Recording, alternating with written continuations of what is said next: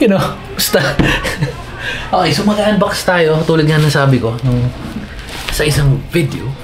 Uy. Anyway. Yes po. Medyo tumahimik na rin yung sina 50 kasi naglabasan na yung mga butcho ko eh. So dahil dyan, makakapag-unbox tayo ng matiwasay para ngayon. Anyway, so ito na nga. Ay, ba't medyo may ano,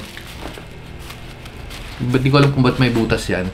Kasi ito rin yun, parang medyo mga face out. Pero kakadating lang nito. Sige, okay lang. Baka naman dito lang. So, open na natin. Oops.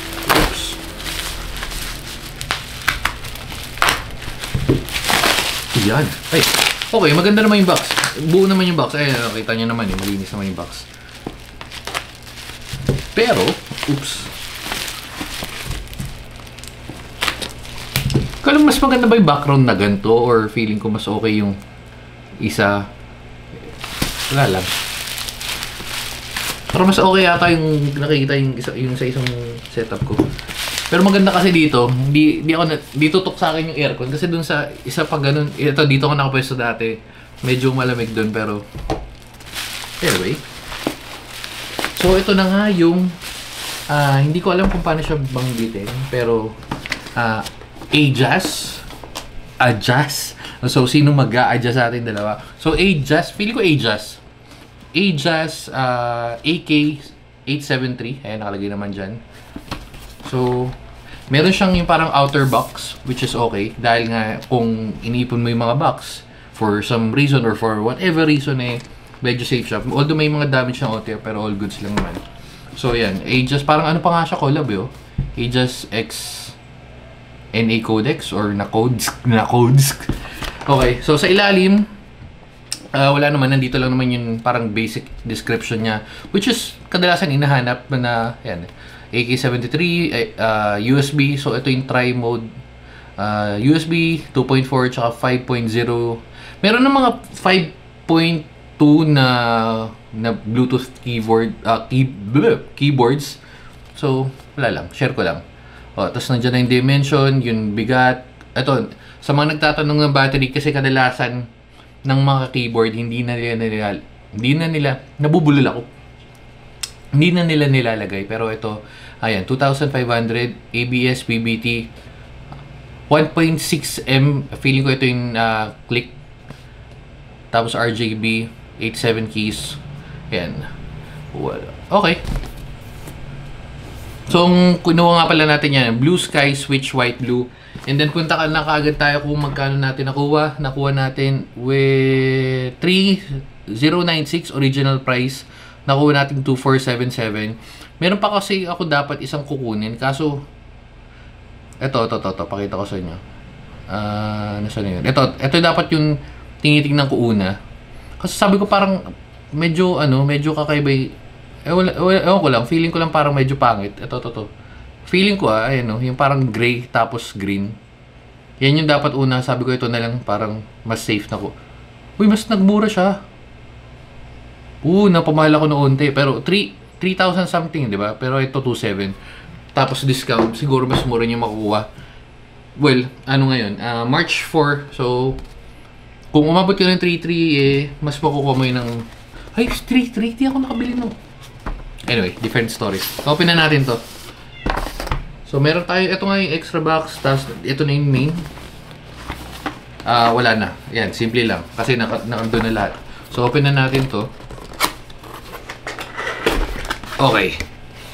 So, meron siyang keyboard cover na hindi lahat meron. So, good thing. And meron siyang manual. Manual niya is... Okay, so ito yung manual. Pakita ko na natin sa inyo na mabilis. Na wala namang gumagamit pero just in case na kailanganin nyo. Ayan. Post nyo na lang. FNQWE. Yun sa Bluetooth nito. Okay. So, pagkatapos naman meron ka pa rin kasamang syempreng cable na kulay white. Yeah. Wala no choice Ang hirap, ayun, ang hirap tanggalin So, open na natin. In fairness, medyo medyo parang hindi naman ano, well, alam natin hindi siya premium, pero medyo parang may pagka-premium feel siya kasi una may mga pagganto pa, kadalasan wala na. So, yan. Pero yung kable niya, actually okay din yung kable niya, hindi yung medyo cheap. So, yan. Ito lang ayoko yung mga ganto. Pero okay lang. Yan. So, meron siyang cover. Siyempre, USB-A to USB-C. Tatabi na natin yan. And meron siyang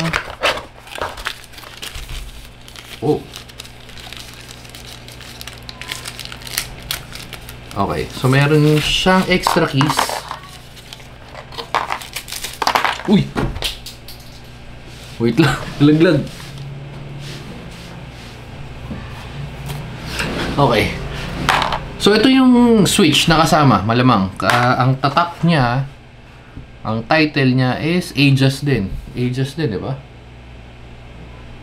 Ay, hindi. In-check. Chinese man eh. Kita nyo? Ay, no. Chinese. Ay, no. Nakuha ko. Kuha ko. Pero wala Chinese eh. Ay, hindi. Aegis. Mukha lang Chinese pero Aegis. Ay, no. Just eh. Ay, no. Ito. Yan. Ay, no. Aegis. Sound check. Okay, mukhang maganda to. Keyboard na to, mukhang palaban sa... Gano to? Nakuha ko siya ng... Sige, kung nakuha ko siya nung 3096, 2477, ngayon kung o-orderin ko siya, sabihin nyo lang natin, o-orderin natin siya. Parehas na blue switch. Samahan natin ng discount, syempre. Yun lang. So, wala na siyang discount. 27 na talaga. Okay, so wala, hindi ka makakagamit ng voucher, pero yan, 27. Okay, so yan yung switch nakasama. Medyo hassle lang yung mga gantong ano, kasi hindi mo mababalik na maayos, unlike yung pag plastic lang. So yan, meron syempre ito na yung keycap puller and yung switch puller.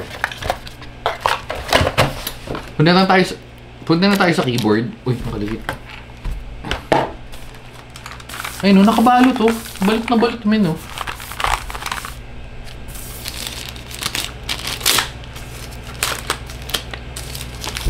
Okay. Actually, before pa nito i-send yung, or before pa i-send ng seller, pinicturean niya rin. Binuksan niya yung box. Di ko alam kung ano, pero pinakita niya sa akin. Huh? Nakatanggal. Parang basta pinakita niya sa akin na i-send niya na, tapos nakabukas lang. And then, nilagay niya uli. So, yun. Wala lang. Share ko lang. Siguro, tinesting niya na rin. Anyway, so, tabi natin yan. Tsaka to. Punta tayo sa keyboard. Before tayo mag-soundcheck, igutin na natin. Medyo familiar yung build niya. Medyo kahawig dun sa Langto ko. Ang difference niya lang is, ito is wala nung yung LED. May point, maganda rin yung pinapoint out nung nakalimutan ko yung pangalan niya. Ang sinasabi niya is hindi niya trip daw. Again, kanya-kanyang trip to. Hindi niya daw trip yung may LED kasi again, pag nawala na sa uso yung LED, which is babalik tayo sa ganito. So at least yung mga ganito is hindi nawawala sa uso, di ba? Yun. Anyway, so ito lang, ba't naglalaglagan yung ano? Pangalawa na to, naglalaglagan yung keys. Keycaps, sorry. So, yung USB-C, USB port mo nandito.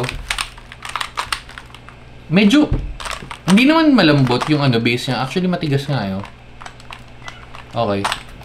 So, gilid, wala kang RGB, wala kang mga pailaw. Same sa kabila.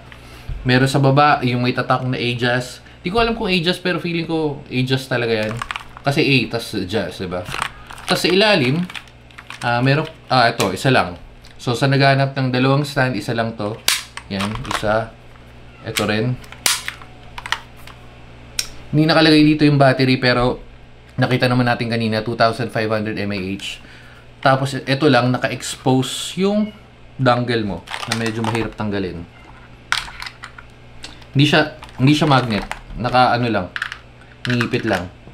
So, medyo kailangan mo ingatan kasi pwedeng mawala to. Lalo na kung medyo marami-rami kang keyboard, magkakahalo-halo to. Pero yan. Although ito medyo masikip pa, pero syempre eventually pag tanggal kabit ka luluwag yan. So, yun lang. Tapos on off, malamang ito yung on off. Tapos other than that, wala na basic na. So, sound check na tayo.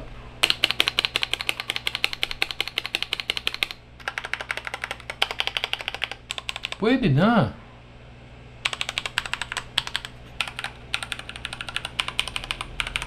Ano to tactile to blue, yung blue switch na kinuha natin tactile, yung ano yung isa, brown? Wait, limutan ko na naman.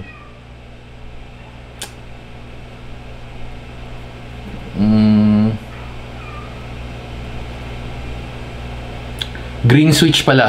Feeling ko yung green switch nila is yung linear, pero ito yung tactile. Ayan.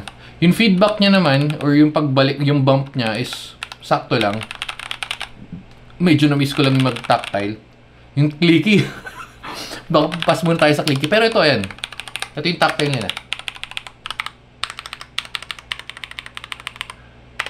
Okay na no?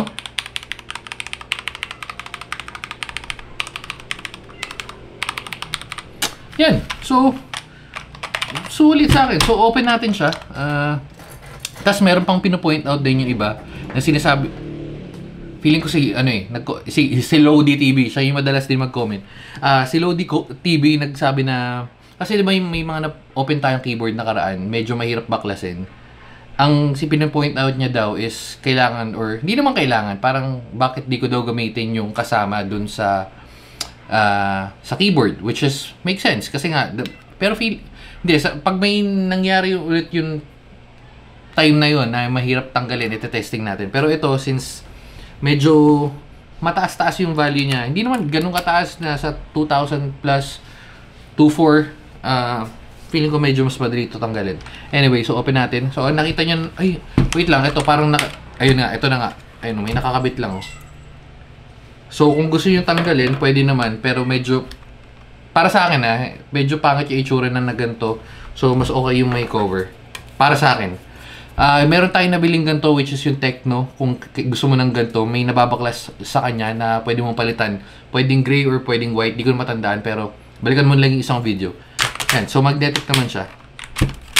Kasi pag hindi mo siya nilagay na ganyan, itsura niya ay parang nagiging parang siyang Keychron. Okay, so balik natin yun. And then punta tayo dito, open natin yung switch. O yun, ang daling tanggalin Easy Okay, so 5 pins, kita naman. Ayun, 5 pins north facing. Tapos, may mga open na siya na sa gilid Ayun Malabang sa malabang hiwalay-hiwalay yung parts ng ilaw nito. Pero open na rin natin para sure, di ba? Baka mamaya, hindi tayo nagsasabi tayo ng haka-haka Okay. Open na natin. Ito yung open, yung ano niya, nandito sa ilalim. Meron lang lalabas ang keyboard na medyo weird, no? Yung nasa caps lock. Actually, yung gamit ngayon, kwento ko lang, share ko lang. Yung gamit ko ngayon, which is yung ako, nandito na yung ano niya, open switch. Pero ito, sa ilalim, open natin para makita natin yung ilaw. Oops. Bakit sa Ford? Ang sabi niya is QWE. Okay. Punta tayo sa oops. Okay. Or, feeling, kunin natin yung Steam Deck, connect natin. Speaking of, gamitin natin yung kable. Hindi, ito na lang. Para hindi na tayo mag-open. Oops.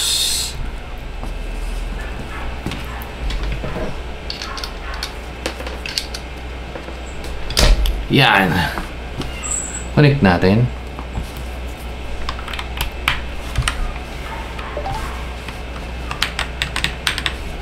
Alt F. Hoy. F, U, R. Ba't tayo mag-wired? Wired by off lang.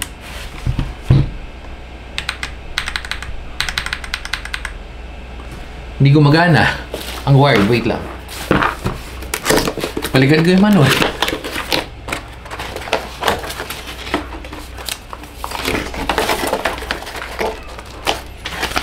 Nakita ko na siya kanina. F and tab. Medyo weird kung FN tab, pero okay. Oo nga! Okay, wired mode is FN tab. So, first time ko naka-encounter ng i-wired mode mo na using FN tab. Pero, hindi ko nga naman mahuhulaan dahil na FN tab. Dahil medyo FN and tab. Okay, so nag-connect na siya. Yan. Lipat lang natin, tapos pakita ko sa inyo.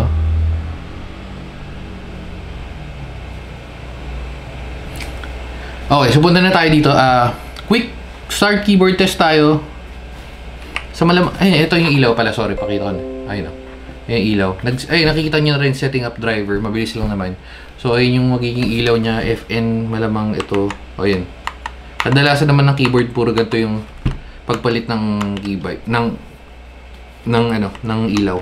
Tapos yung sa nagtatanong, kung pwedeng i-dim yung lights. Usually sa mga ganito, pwede mo naman either lower yung lights or i-dim mo yung brightness or yan, toggle mo. Papunta nga dun sa napunta ko na kanina, basta yung mag-off yung ilaw.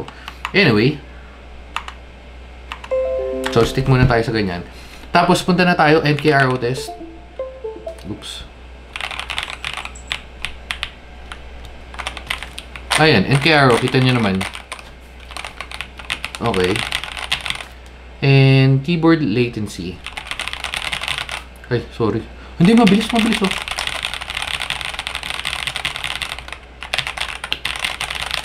And then last one is monkey type. Okay. Game. Medyo hindi ko masyado makita. Wait lang. Yan. Yan, feeling ko maganda rin yung tutok ngayon. Nakita niyo naman dyan. So, game. Ulit, wait lang. Sorry. Ulit.